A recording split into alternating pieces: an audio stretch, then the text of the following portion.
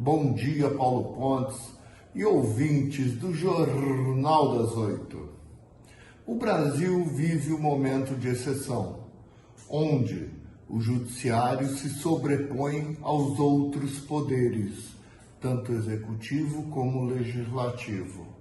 É muito triste essa situação. A liberdade está sendo podada. Como diria o nosso grande jurista Rui Barbosa, a pior ditadura é a ditadura do judiciário. E hoje eu gostaria de passar para vocês o depoimento, o pronunciamento do senador Mourão no Senado. Foi, talvez, nas últimas décadas, o melhor pronunciamento de um parlamentar. Solta aí, Humberto. Diante da injustificável e interminável arbitrariedade praticada neste momento difícil por que passa o país e que aconselha moderação e equilíbrio para a pacificação dos espíritos, diante da incontida satisfação da parte beneficiada por esse arbítrio, que esquece que a violação que hoje a beneficia é, em essência, a mesma que pode lhe negar as mais elementares garantias, como ocorre hoje aos seus adversários políticos.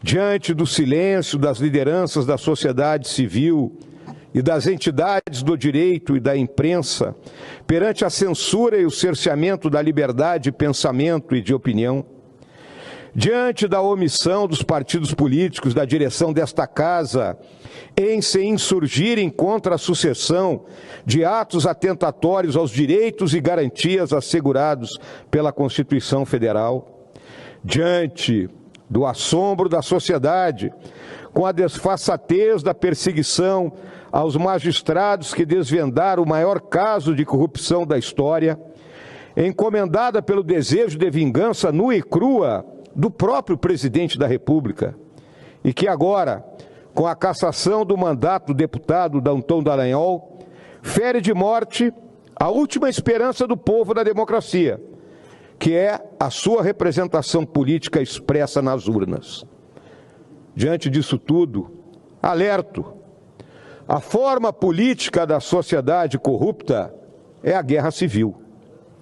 E antes que os feiticeiros do arbítrio digam que se trata de uma ameaça, respondo-lhes que a ameaça paira sobre todos nós, materializada a cada dia na escalada da discricionariedade sem lastro que esvazia o lugar comum, onde todas as nossas divergências e disputas podem ser resolvidas. E esse lugar é a lei. A esses operadores da intimidação, respondo que a advertência que trago à tribuna provém da história, de quem assistiu ao colapso da democracia e da cidade-estado grega.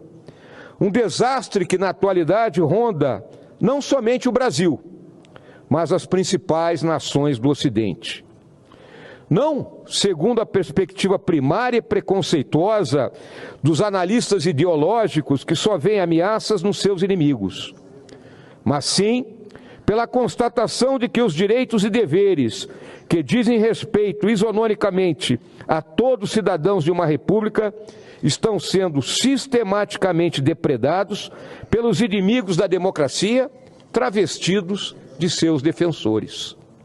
Alerto novamente: em uma democracia, a justiça não pode ser uma extensão do poder. Faço agora aos arrogantes de plantão, que se comprazem em seu silêncio prenho de desforra indecente, e aqueles profissionais do cinismo de oportunidade, que ao invés de protestarem por dever de fé de ofício contra o sistemático ataque às liberdades e garantias democráticas, associam-se à ignomínia da pura perseguição, fazendo-a verberar. O Brasil jamais assistiu tamanha combinação de arbítrio, injustiça, revanche e ilegalidade, praticados de forma tão brutal e injustificada, mesmo nos momentos traumáticos de ruptura institucional ou de ameaças à soberania nacional. Portanto, senhores senadores, senhor presidente, em nome dos meus eleitores do bravo Rio Grande do Sul, fronteira da nacionalidade e guardião das liberdades, apoiado pelos colegas de bancada e por todos aqueles parlamentares que, independentemente de posições partidárias e ideológicas, acreditam na democracia, venho formalizar por meio desse discurso o pedido para que o excelentíssimo senhor presidente do Congresso Nacional interdite imediatamente a cassação ilegítima do deputado Dallagnol, por ela estar viciada na forma e no conteúdo, por erros de tal gravidade que a levam muito além da esfera jurisdicional para se constituir em ataque direto à democracia no Brasil.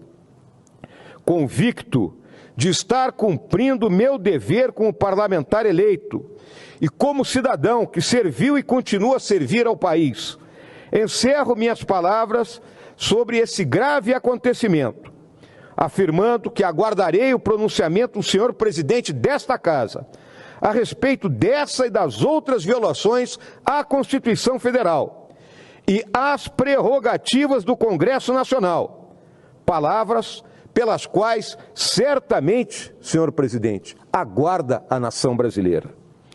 O momento não permite silêncios, nem arroubos irresponsáveis e incendiários. A situação demanda posicionamentos firmes e claros, que transcendam as partes para convergir no bem comum de uma democracia saudável e madura, como é a brasileira, mas que passa por uma crise que não pode ser nem escondida, nem ignorada. Fica com a palavra o excelentíssimo senhor presidente do Congresso Nacional. Digo a ele, conte comigo para ouvi-lo e respondê-lo quantas vezes forem necessárias. O povo espera, a hora exige, o Brasil merece. Muito obrigado. Hoje temos um presidente do Senado muito fraco, Pacheco. Ele poderia colocar um freio no Supremo, no STF, e não tem colocado. Dizem que seu escritório de advocacia tem ações pendentes e milionárias ou bilionárias a serem julgadas por STF. Outros falam que ele tem interesse de ser nomeado ministro do STF. Independente dos motivos, ele está fazendo um desserviço ao Brasil. Talvez seja o pior presidente que o Senado brasileiro já teve. De São